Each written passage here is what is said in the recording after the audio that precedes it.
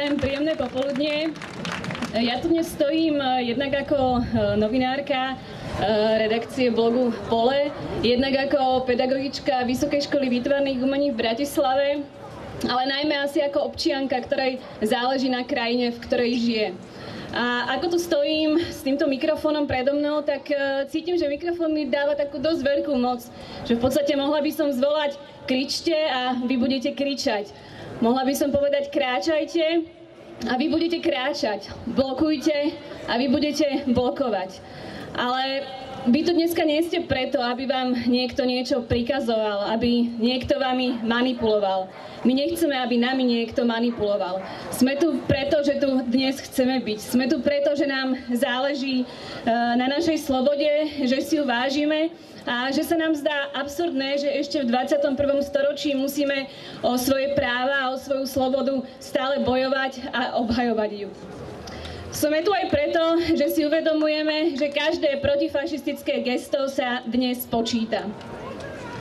Je pre mňa absurdné, že vlastne keď si pamätám eufóriu rodičov po vyštrnganej slobode v 80. rokoch, ako ľahko sa vieme vzdať vybojovaných princípov a ako veľmi jednoducho vieme poprieť základné ľudské hodnoty.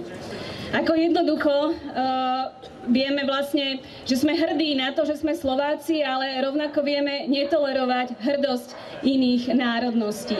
Ako zabúdame na to, že máme byť empatickí a miesto toho nás navádzajú k tomu, aby sme boli xenofóbni. Je pre mňa nepochopiteľné, že dnes, 11. marca 2017, stojíme opäť s cieľom vzdorovať fašizmu.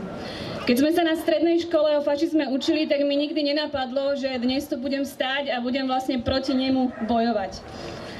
Bolo mi nepredstaviteľné, že v krajine, kde žijem, sa bude vôbec v roku 2017 viesť diskusia o boji proti fašizmu. Nezabúdajme, že treba pripomínať minulosť a dôsledky, ktoré fašizmus priniesol aj nám. Neprekrúcajme fakty a hlavne nespoliehajme sa na to, že to za nás pripomenú iní. Nespoliehajme sa na to, že to za nás vyriešia iní, že to za nás vybojujú iní. Práve zlyhanie tých iných, štátu, elít či sociálneho systému spôsobili, že dnes my musíme potláčať rozmach pravicového extrémizmu. Už nemáme luxus byť súčasťou mlčiacej väčšiny. Zodpovednosť je naozaj na každom jednom z nás. Aj preto tu dnes stojím a nežiadam, aby ste dnes skandovali spolu so mnou, ale najmä, aby ste skandovali každý sám za seba. A nie len dnes. Ďakujem pekne.